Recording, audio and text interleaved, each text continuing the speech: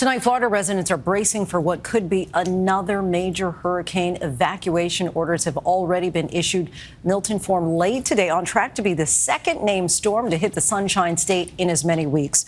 Residents are filling sandbags ahead of what's expected to be Milton's powerful storm surge when it comes ashore in a matter of days. Residents are also stocking up when it comes to essential supplies. Some shelves in Central Florida are already bare. Milton is expected to strengthen in the warm waters of the Gulf and impact the entire state. All of this as the death toll is rising from Hurricane Helene. At least 230 people are confirmed dead. More than 170 are still missing. And tonight, President Biden announced he is sending another 500 active duty troops to North Carolina, joining the thousands already in the storm zone. Our weather team is standing by with the forecast, but ABC's Morgan Norwood leads us off from North Carolina.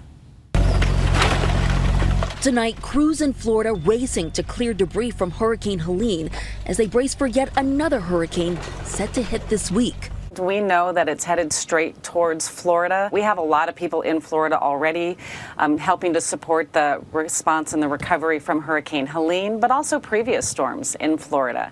So we're working with the state EOC to understand what their requirements are going to be so we can have those in place before it makes landfall. Residents filling up sandbags, saying they're closely following Hurricane Milton, set to hit on Wednesday. You have today and Monday to be able to prepare and to be able to take whatever actions that you deem appropriate. And the death toll from Helene still rising. At least 230 confirmed dead, more than 170 people still missing.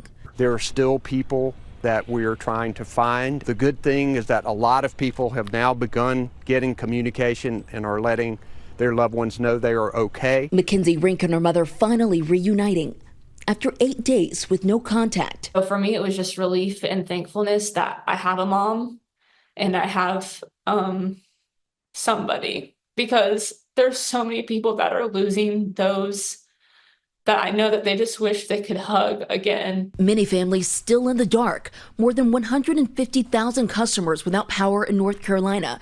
Crews working around the clock to restore electricity there. But state officials say that all area hospitals now back on the grid. Yesterday, Vice President Harris meeting with volunteers in Charlotte. How are you doing?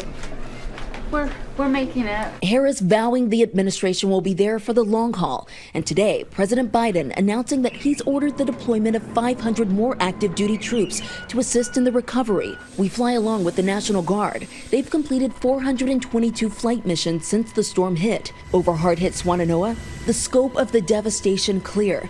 This was the scene from the ground just days ago. We pick up generators and dropping them off in Pensacola, North Carolina, a tiny community that's seen its fair share of Helene's wrath.